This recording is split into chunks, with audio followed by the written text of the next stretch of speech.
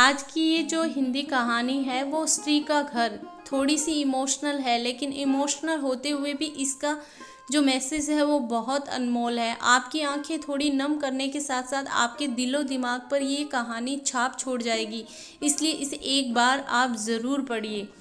तुम्हें कितनी बार बताया है, मेरे तैयार होने से पहले मेरा नाश्ता तैयार हो जाना चाहिए। शादी के 25 सालों बाद भी मुझे क्यों बार बार एक ही बात बतानी पड़ती है। लता, तुम्हें क्या है? तुम तो आराम से घर पर रहोगी, मुझे काम पर जाना पड़ता है। तुम हो कि हमेशा बेवकूफ़ों जैसी हरकत करती हो। अगर तुम ये जानबूझकर करती हो तो याद रखना, मुझसे बुरा कोई नहीं होगा। आज भी प्रशांत का पारा चढ़ा हुआ था। इन सारे कड़वे शब्दों में अपना गुस्सा उतारते हुए, गीला तौलिया कुर्सी पर फेंकते हुए प्रशांत गुस्से से लता की तरफ देखने लग गया। लता के लिए प्रशांत का ये बेवजह का गुस्सा कोई नई बात नहीं थी। वो महीने में 3-4 बार ऐसे ही लता पर बरसता पड़ता था। पहले पहले लता उसका विरोध किया करती, लेकिन जब कई सालों तक प्रशांत में कोई बदलाव नहीं दिखा तो लता ने खुद को ही बदल दिया। अब प्रशांत के कुछ भी कहने से लता को कोई भी फर्क नहीं पड़ता था। प्रशांत की हर बात को चुपचाप सिर नीचे झुकाए सुन लेती थी। शादी के पहले 5 साल तक लता ने पूरी कोशिश की थी कि प्रशांत को बदला जाए, लेकिन फालतू का गुस्सा करना और बाद में लता को बुरा भला कहना, ये मानो जैसे उसकी आदत सी बन गई हो। कोई भी वाद विवाद होता तो प्रशांत सीधा लता को बोल देता, अगर मैं तुम्हें अच्छा नहीं लगता तो क्यों नहीं चली जाती अपने मायके, क्यों रहती हो मेरे साथ। इतना सब कुछ होने के बावजूद लता प्रशांत के साथ रहती थी, क्योंकि उसे अपने बेटी की फिक्र थी। और वो जाती भी कहाँ, अपने बूढ़े हो चुके माँ बाप को इस उम्र में परेशान नहीं करना चाहती थी। समाज और लोग भी क्या कहेंगे ये भी उसे देखना था। वो इतनी पढ़ी लिखी भी तो नहीं थी कि खुद जाकर कोई नौकरी कर सके और अपने बेटी का पालन पोषण कर सके।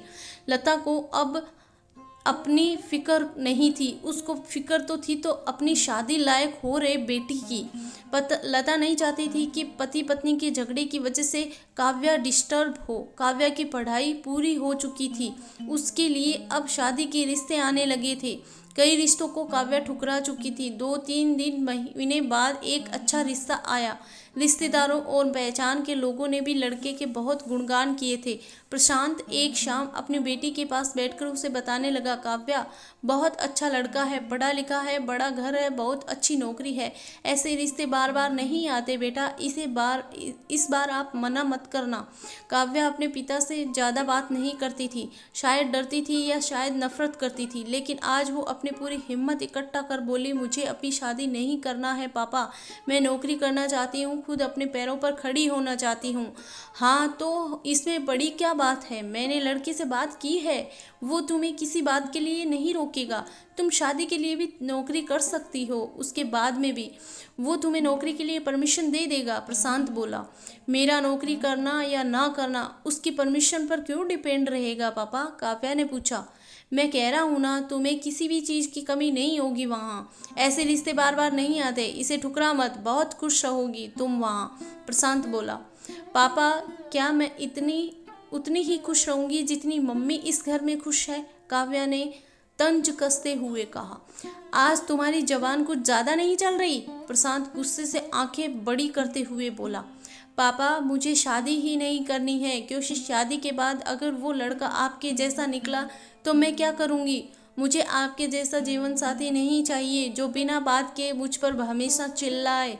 मुझे कुछ भी अपनी पसंद का लेना हो तो 10 बार सोचना पड़े, कहीं वो नाराज़ ना हो जाए। मेरी तबीयत कैसी भी हो उसे परवाह ना हो, रोटी थोड़ी सी मोटी बन जाए तो घर सर पर उठा ले, उसकी चेक बुक ना मिले तो भी मेरा ही दोस्त निकाले और हर छोटी बात बात पर मुझे मायके जाने के लिए कहे। काव्या ने अपना दिल खाली करते हुए पापा से सब कह दिया। प्रशांत का गुस्सा 7वें आसमान पर था, लेकिन उसके मुंह से एक भी शब्द नहीं फूट रहा था। वो काव्या की बातें सुन रहा था। काव्या उतना ही बोलकर चुप हो गई। आज पहली बार वो अपने पापा के सामने इतना कुछ बोल रही थी। पापा आपने माँ के साथ हमेशा गलत व्यवहार किया है। आप अपने ऑफिस का गुस्सा बिना सोचे समझे माँ पर उतार देते हैं, कभी इस बात की परवाह भी नहीं करते कि उन्हें कैसा लगता होगा।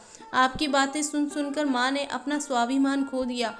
प्रशांत आज पहली बार अपने किए बर्तावों को महसूस कर पा रहा था।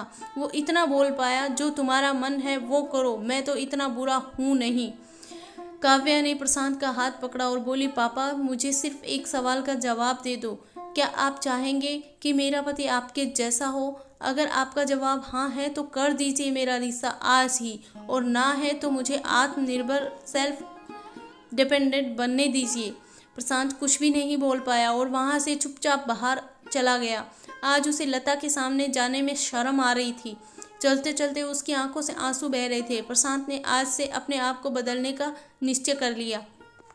अगले दिन से लता ने अपने पति में काफ़ी बदलाव देखा। वो सोचने लगी कि जो हिम्मत काव्या ने दिखाई है, वो हिम्मत अगर मैं पहले ही दिखा देती तो शायद आज कंडीशन कुछ और होती। अब काव्या पढ़ लिख कर अच्छी नौकरी करने लगी थी और 3 साल बाद उसके लिए एक अच्छा रिश्ता आया। और उसकी विदाई पर प्रशांत बोला, बेटा तू हमेशा खुश रहेगी क्योंकि तेरा पति तेरे बाप जैसा नहीं है। प्रशांत की ये बात सुनकर लता और काव्या की आंखों में आंसू आने लग गए।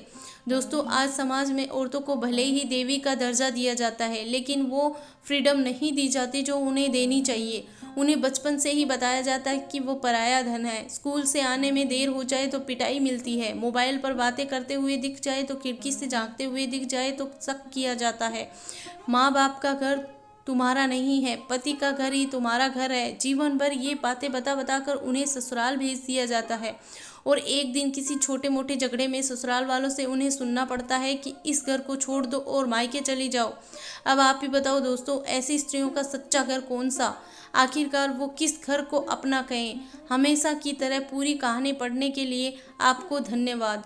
दोस्तों, उम्मीद है कि ये कहानी आपके लिए आपके दिल को छू गई होगी। ऐसे ही सीधे दिन तक उतरने वाली कहानियाँ पढ़ने के लिए आप मेरे इस चैनल को सब्सक्राइब करें, बेल बटन को प्रेस करें और मुझे बताइए कि लड़कियों के लिए और औरतों के लिए क्या होना चाहिए और कैसी फ्रीडम मिलनी चाहिए। आज के लिए इतना ही, मिलते हैं अगले वीडियो में नई जानकारी के साथ।